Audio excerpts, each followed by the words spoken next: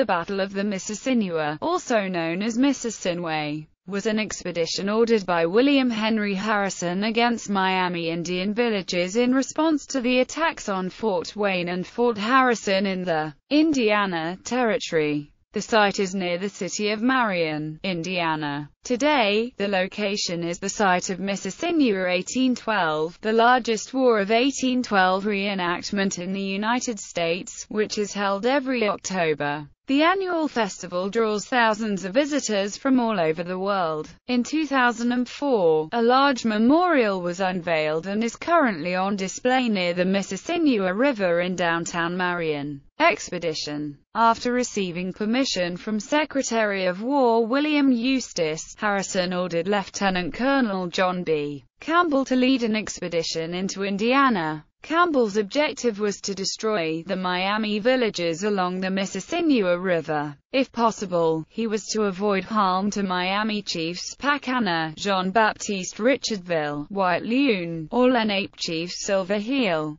Campbell's force of 600 mounted troops departed from Fort Greenville on December 14 and traveled 80 miles and reached Silver Heel's village on December 17 and took 42 Lenape prisoners. The mounted force then moved down the Mississininewa River, attacking at least 2 Miami villages. The Indians were taken by surprise and had not evacuated. A large number of Miami were killed, and 76 were taken prisoner, including 34 women and children. Later that day, having accomplished his objective, Campbell considered returning to Fort Greenville on account of severe frostbite among his troops. The next morning, December 18, as Campbell returned to Silver Heel's village, a sizable Native American force counterattacked. The American Indians were outnumbered, but fought fiercely to rescue the captured villages being held by Campbell. A joint cavalry charge led by Major James McDowell and Captains Trotter and Johnston finally broke the attack. The American loss was 8 killed and 48 wounded.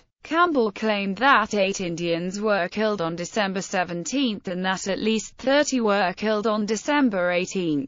8 warriors and 34 women and children were captured. One of the captured villages told Campbell that Tecumseh was nearby and was coming with hundreds of men. So Campbell began the return march to Fort Greenville, taking with him the 42 prisoners. It was a costly victory. During the return trek, the American force was plagued greatly by frostbite, and by the time they reached Fort Greenville on December 28, some 300 of Campbell's troops were suffering from frostbite and rendered unfit for duty. An entire regiment, under Colonel Simrale, was disbanded due to frostbite. Aftermath. The Indian force was only concerned with protecting their lives and winter food supplies. In order to ensure this, they needed to stop Campbell's expedition and force it to return to its base, which they did. Harrison claimed the expedition as a victory because of the prisoners that were taken, and he contemplated sending another expedition down the Mississininewa despite the fact that over half his cavalry was incapacitated either from battle, wounds or frostbite. Harrison received approval and appointed Campbell a full colonel in the regular army. Harrison ordered another attack on the Mississininewa villages the following July. Although crops and houses were again destroyed, the Miami had evacuated and escaped further casualties. 3 active battalions of the regular army perpetuate the lineages of the old 19th Infantry Regiment, which had elements that participated in the Battle of the Mississinewa.